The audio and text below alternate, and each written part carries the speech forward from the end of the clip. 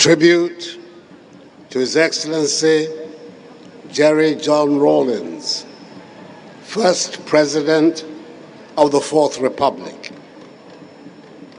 Farewell, Comandante. He burst onto the scene like a meteor,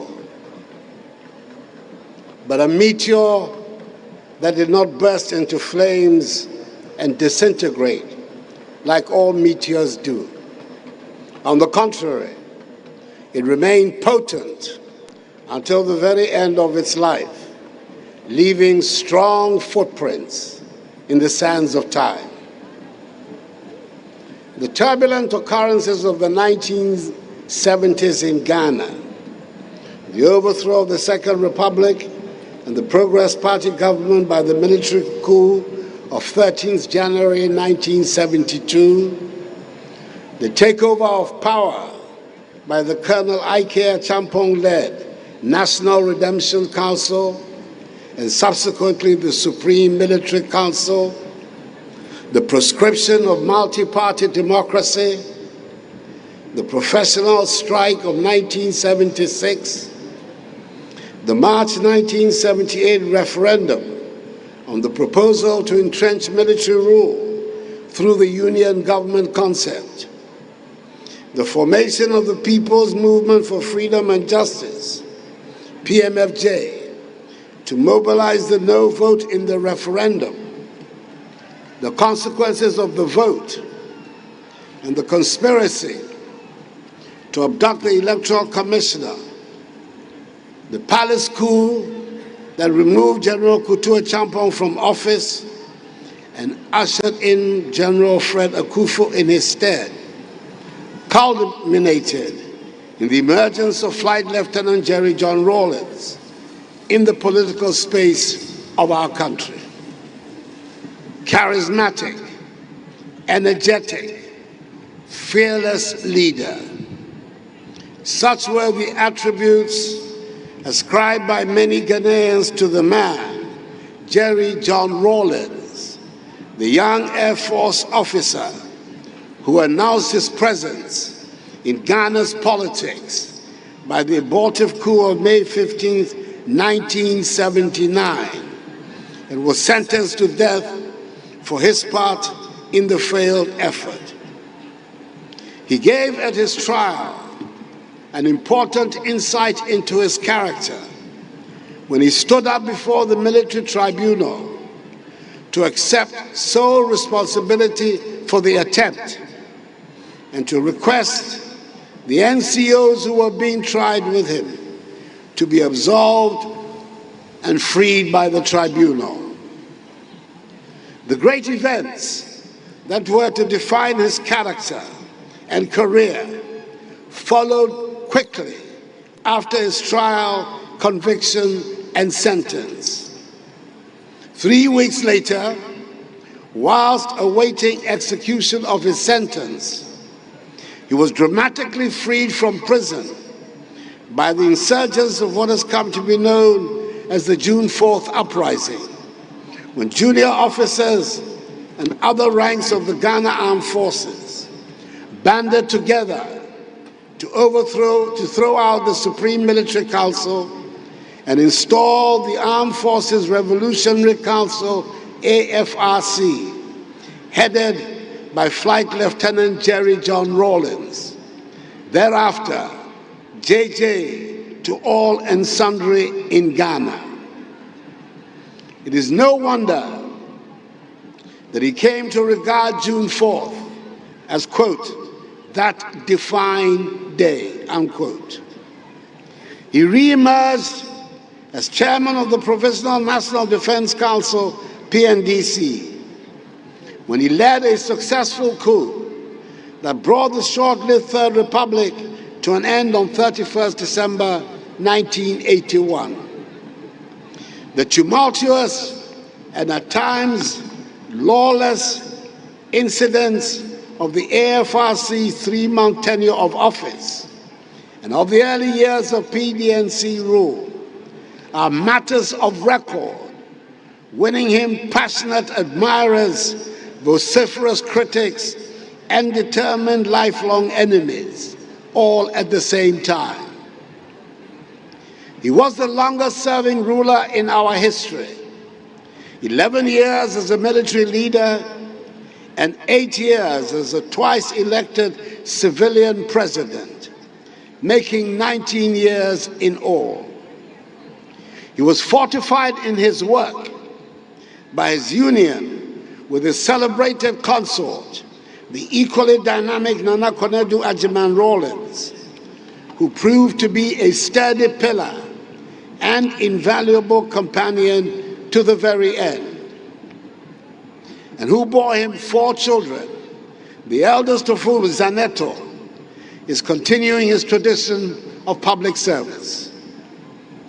It was no secret that the relation that existed between the two of us, right from the heady days of 1979 through to my brief period in exile, his assumption of office as the first president of the Fourth Republic, the historic Kuniprako demonstrations, my period as Attorney General and Minister for Foreign Affairs in the Akuffo administration, to be my elected the 2008 NPP presidential candidate, was one of open animosity.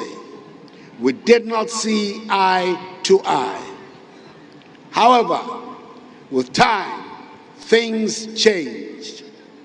We came to see value in each other and understood to a very large degree our respective perspectives. One thing we had in common was our mutual commitment to public service. My visit to his ridge residence in 2012 signified the easing of tensions between us, leading to a friendship that lasted for the better part of some 8 years. Indeed, when the Ghanaian people in 2016 reposed for the first time their confidence in me in the elections of that year, one of the first persons on whom I paid a courtesy call was His Excellency Jerry John Rawlings. From my entry into office, right up to the day he was called by his maker, he remained a good friend and a repository of sound advice. I knew that in moments of difficulty in my presidency, I could count on his considerable wealth of experience and knowledge. On those occasions, he came through for me.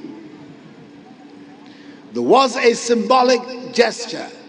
He advanced to me at the funeral of his late mother, Madam Victoria Agbotui, held at the forecourt of the State House on 24th October 2020. It was to be our last time together. He was called up by the clergy to receive special prayers as the only surviving son. He told the men of God to wait and call for me to walk up to join him to receive the special prayers. He whispered to my ears as I stood beside him. I reminded them that they should pray for you also, because you had also lost your mother. I was touched by this. It is for good reason that his well-known, oft-cited ideals of probity and accountability, in which he invested a great deal of his political capital, have been enshrined in the Constitution of the Fourth Republic, and together with freedom and justice, the words of our nation's motto, constitute the foundational principles on which social order is to be developed in Ghana. There are many who acknowledge him as the founder of the Fourth Republic, a republic which has proved to be the most enduring and stable in our history, and which has witnessed 8 successive elections, 3 peaceful changes of government from one party to another, and 5 presidents. for all his revolutionary antecedents, he set in 2001 the enviable precedent which has since guided our country of respecting the two-term limit of the presidency and superintending the orderly transfer of power to his democratically elected successor. Whilst he was with us, he respectfully declined an offer I made to him in 2017 to have the University of Development Studies Tamale, UDS, which he personally helped establish, named after him. His reason was that, in adhering to a long-standing principle, he did not want to have any national monument or facility named after him. 2 days after his passing, at the 21st Congregation of UDS, I expressed my strongest convictions, in spite of his reservations, that such an honor should be accorded him. I am glad that this has found favor with his family, and the necessary formalities will be carried out to achieve this. That is, the Jerry John Rawlings University of Development Studies, Tamale.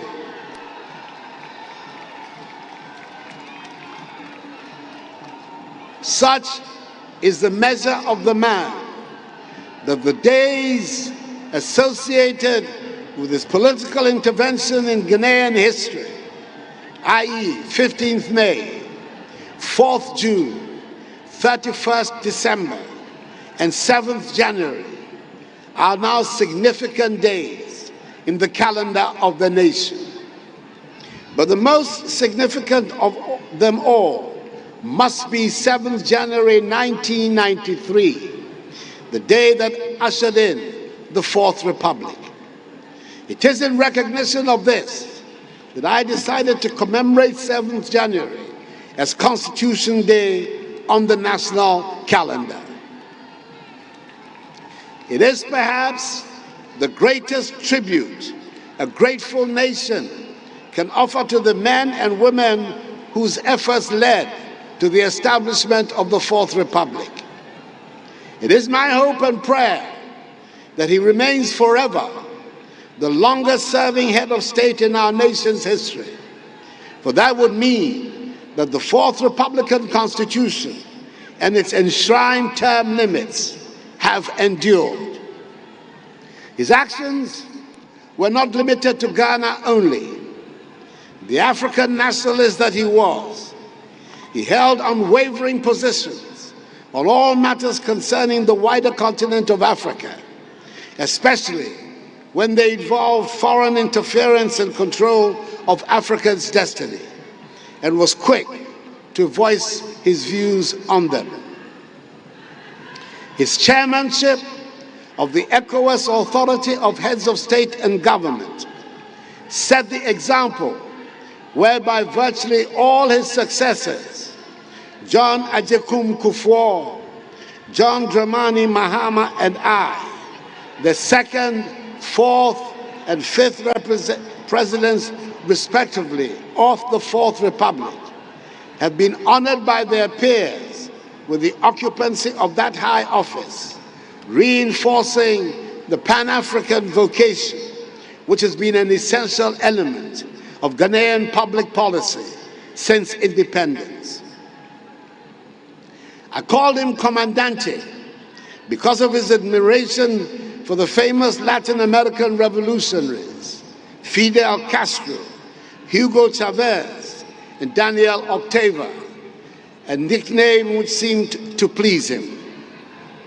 I believe that history on balance will be kind to him and will render a positive verdict on his contribution to the evolution of our nation and the entrenchment of its democratic institutions and culture. It is entirely appropriate and fitting that he should receive a state funeral with full honors to express the gratitude of the nation for that contribution. My wife Rebecca and our children join me in expressing our sincere, heartfelt condolences to his beloved wife, Nana Konedu, his children, Ezanato, Yasantua, Amina, and Kimathi, and his entire families for their great loss of one of the outstanding figures of modern Ghanaian history, a man whose sense of humor was truly infectious. Comandante, rest and abide in perfect peace in the bosom of the Almighty until we all meet again on the last day of the resurrection. Farewell, God bless, and thank you for all your help. His Excellency Nana Addo Akuffo Addo, President of the Republic of Ghana, as tribute to the man he called the Commandante, Flight Lieutenant Jerry John Rawlings. Kafi, a tribute loaded with heartfelt gratitude and recognition of support that a human being can give to a human being. A divine service. This is a divine service. And so I'll request all of us to be quiet so that we bow before our God. Thank you for responding. God bless you.